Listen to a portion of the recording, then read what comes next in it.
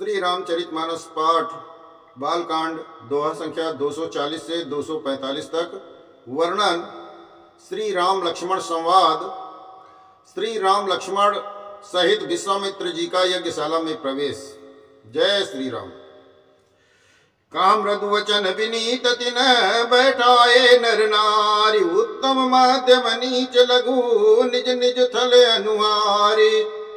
उन सेवकों ने कोमल और नम्र वचन कहकर उत्तम मध्यम नीच और लघु सभी श्रेणी के स्त्री पुरुष को अपने अपने योग्य स्थान पर बैठाया। राजकुमारी ते अवसर आए, मनोह मनोहरता तन छाए। गुण सागर नागर नर बीरा, सुंदर श्यामल गौर शरीरा। उसी समय राजकुमार राम लक्ष्मण वहां पर पधारे। वे ऐसे सुंदर हैं मानो साक्षात मनोहरता ही उनके शरीरों पर छा रही हो। सुंदर सांवला और गोरा उनका शरीर, वे गुणों के समुद्र, चतुर और उत्तम वीर हैं। राज समाज विराज तरूरे, उडगन महु जन जुग विदुपूरे। तिनके रहे जिनके रही भावना जैसी, प्रभु मूर्ति तिन देखी तैसी। वे राजाओं के समाज में ऐसे सुशोभित हो रहे हैं मानो तारागणों के बीच दो पूर्ण चंद्र हों। जिनकी जैसी भावना थी प्रभु की मूर्ति उन्होंने वैसी ही देखी। देखई रूप महारन धीरा, मनो वीर रसुधरे शरीरा। डरे कुटिल नृप प्रभु निहारी, मनो भयानक मूर्ति भारी। महान रणधीर राजा लोग श्री रामचंद्र जी के रूप को ऐसा देख रहे हैं मानो स्वयं ही वीर रस शरीर धारण किए हुए हो। कुटिल राजा प्रभु को देख कर डर गए और मानो बड़ी भयानक मूर्ति हो। रहे असुर सर छल सोनिप बेसा, तिन प्रभु प्रगट काल सम देखा। पुरबातिन देखे दऊ भाई, नरभूषण लोचन सुखदाई। छल से जो राक्षस वहां राजाओं के भेष में बैठे थे, उन्होंने प्रभु को प्रत्यक्ष काल के रूप में देखा। नगरवासियों ने दोनों भाइयों को मनुष्यों के भूषण रूप और नेत्रों को सुख देने वाला रूप में देखा। नारी बिलो कहीं हरसिया, निज निज रुचि अनुरूप। जन सोवत सिंगार धरी, मूर्ति परम अनूप। स्त्रियां हृदय में हर्षित होकर अपनी अपनी छवि के अनुसार उन्हें देख रही हैं। मानो श्रृंगार रसी परम अनुपम मूर्ति धारण किए सुशोभित हो रहा हो। विदुषण प्रभु विराटमय दीखा, बहुमुख कर पगलोचन सीसा। जनक जाति अवलोकहि कैसे, सजन सगे प्रिय लागहि जैसे। विद्वानों को विराट रूप में दिखाई दिए, जिसके बहुत से मुंह, हाथ, पैर और नेत्र और सिर हैं। जनक जी के सजातीय कुटुंबी प्रभु को किस रूप में, कैसे प्रिय रूप में देख रहे हैं, जैसे सगे सज्जन संबंधी प्रिय लगते हों। सहित विदेह बिलो कहीं रानी, शिशु सम प्रीति न जाति बखानी। जोगिन परम तत्वमय भाषा, शांत शुद्ध सम सहज प्रकाशा। जनक समेत रानियां उन्हें अपने बच्चे के समान देख रही हैं। उनकी प्रीति का वर्णन किया नहीं जा सकता। योगियों को शांत शुद्ध सम और स्वतः प्रकाश परम तत्व के रूप में दिख रहे हैं। हरि भगतन देखे दो भ्राता, इष्ट देव युव सब सुख दाता। राम चितव भाय जय सिया, सो स्नेह सुख नहीं कथनिया। हरि भक्तों ने दोनों भाइयों को सब सुखों को देने वाला इष्ट देव के समान देखा। सीता जी जिस भाव से श्री रामचंद्र जी को देख रही हैं, वो स्नेह और सुख तो कहने में भी नहीं आता। उरन भवति न कहि सक सोऊ, कवन प्रकार कहे कवि कोऊ। यही विधि रहा जाहि जस भाऊ, तेहि तस देखे कौशल राऊ। उस स्नेह और सुख का वे हृदय में अनुभव कर रही हैं, पर वे भी उसे कह नहीं सकती शब्दों में। फिर कोई कभी उसे किस प्रकार से कह सकता है?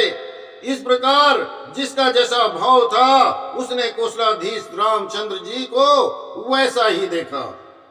राजत राज समाज महू कौशल राज किशोर, सुंदर श्यामल गौर तन विश्व विलोचन चोर। सुंदर सांवले और गोरे शरीर वाले तथा विश्व भर के नेत्रों को चुराने वाले कौशलाधीश के कुमार राज समाज में इस प्रकार सुशोभित हो रहे हैं। सहज मनोहर मूर्ति दोऊ कोटि काम उपमा लघु सोऊ, शरद चंद निंदक मुखनी के नीरज नयन भावते जी के। दोनों मूर्तियां स्वतः ही बिना किसी बनाव श्रृंगार के मन को हरने वाली हैं। करोड़ों कामदेवों की उपमा भी उनके लिए तुच्छ है। उनके सुंदर मुख शरद पूर्णिमा की चंद्रमा की भी निंदा करने वाले, उसे नीचा दिखाने वाले हैं और कमल के समान नेत्र मन को बहुत ही भाते हैं। चितवन चार मारु मनुहरणी, भावती हृदय जाति नहीं बरनी। कल कपोल सुति कुंडल लोला, चिबुक अधर सुंदर मृदु बोला। सुंदर चितवन सारे संसार के मन को हरने वाली, कामदेव के भी मन को हरने वाली, वो हृदय को बहुत ही प्यारी लगती है, पर उसका वर्णन नहीं किया जा सकता। सुंदर गाल हैं, कान में चंचल झूमते हुए कुंडल हैं, डोरी अधर ओठ बहुत सुंदर हैं, कोमल वाणी है। कुमुद बंधु कर निंदक हाचा, भ्रकुटी विकट मनोहर भ्रकुटी विकट मनोहर नाचा। बाल विशाल तिलक झलकाई, कच बिलोक अली अवली लजाई। हंसी चंद्रमा की किरणों का तिरस्कार करने वाली है। डोरी टेढ़ी और नाच का मनोहर सुंदर है। ऊंचे चौड़े ललाट पर तिलक झलक रहा है, दीप्तमान हो रहा है। काले घुंघराले बालों को देखकर भौरों की पंक्तियां भी लजा जाती हैं। पीत चौतनी सिरन सुहाई, कुसुम कली बिच बीच बनाई। रे के रुचिर कंबुक लगीवा, जनु त्रिभुवन सुषमा की सीमा। पीली चौकोनी टोपियां सिरों पर सुशोभित हैं, जिनके बीच बीच में फूलों की कलियां बनाई कढ़ी हुई है। शंख के समान सुंदर गोल गले में मनोहर 3 रेखाएं सुशोभित हैं, जो मानो तीनों लोगों की सुंदरता की सीमा को बता रही हूं।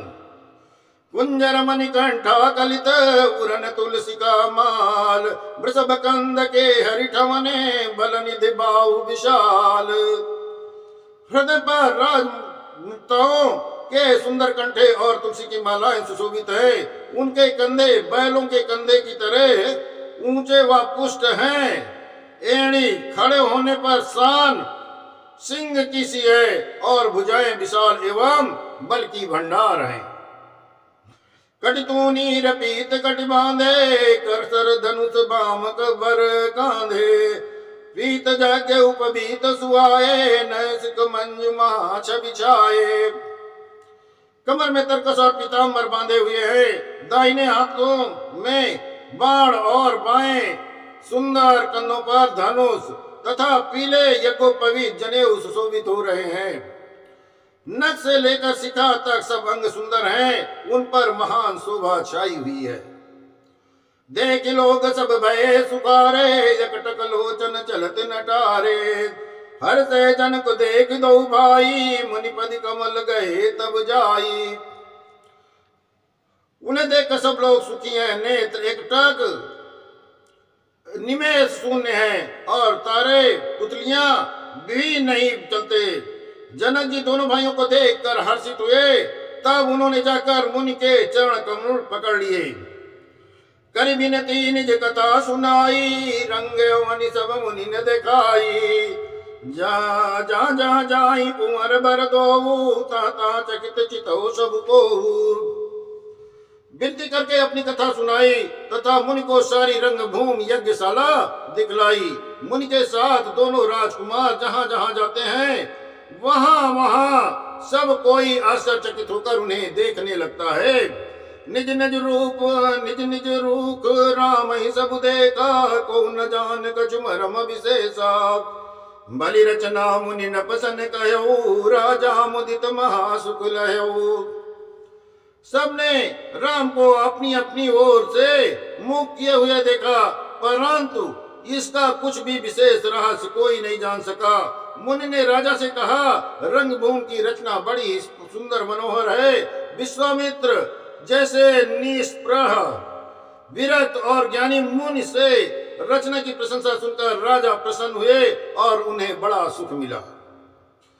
सब मंचन ते मंच एक सुंदर विशद विशाल, मुनि समेत दो बंधु तहाँ बैठा रे महिपाल। सब मंचों से एक मंच अधिक सुंदर उज्जवल और विशाल था। स्वयं राजा ने मुनि सहित दोनों भाइयों को उस पर बैठाया। प्रभु ही देख सपन प्रणीय हारे, जनुरा के उदय भय तारे। अस प्रतीत सबके मन माही, राम चाप तो रब सकनाही।